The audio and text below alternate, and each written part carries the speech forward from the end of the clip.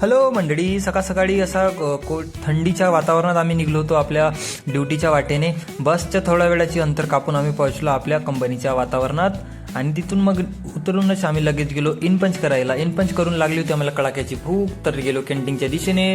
तिथं मिळाले गरमागरम असे वडे खायला. वड्यासोबत होती मस्त चटणी आणि वडे लगेच आटपवून मग आम्ही गेलो आपल्या वर्कस्टेशनवर जाऊन पहिल्यांदा आपले लॉगबुक वगैरे फिल करून दिवसभराचं काम ऑडिट वगैरे करून संध्याकाळच्या वाटेने मग निघलो आपल्या बसला पकडायला. बसमध्ये बसून निघलो मग आम्ही आपल्या असे ड्रायव्हर काकासोबत गोष्टी सांगत. त्यांनी मस्त गाणे लावले. गाण्यावर रस्त्यानं वाजत आम्ही पोहोचलो आपल्या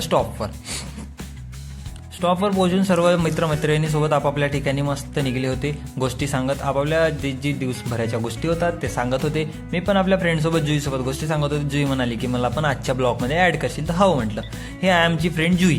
तर मग आम्ही काही वेळानंतर पोहोचलो आपल्या रूमवर गेल्यावर लगेच पकडलं आपलं बुक्स वाचताना. मग आज आम्ही वाचलं 2026 साली नॅशनल ब्युरो ऑफ इकॉनॉमिक्स रिसर्चचे जे 2 सायंटिस्ट होते, मेल मेल्डियर अँड स्टीफन नॉगेल, या 2 अर्थतज्ञांनी सर्व्हे ऑफ कन्झ्युमर फायनान्स या संस्थेची स्थापना केली.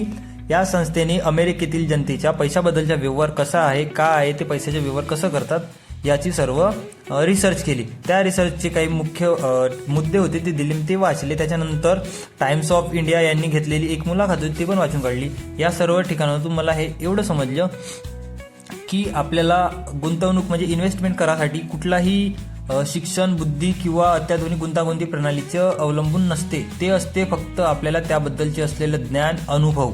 मेन आहे म्हणजे मुख्य आहे अनुभव, किंवा आपण जिथं संगत करतो, काय करतो, त्याच्यावरून आपलं काय घडणार हे अवलंबून असते, ना की काही.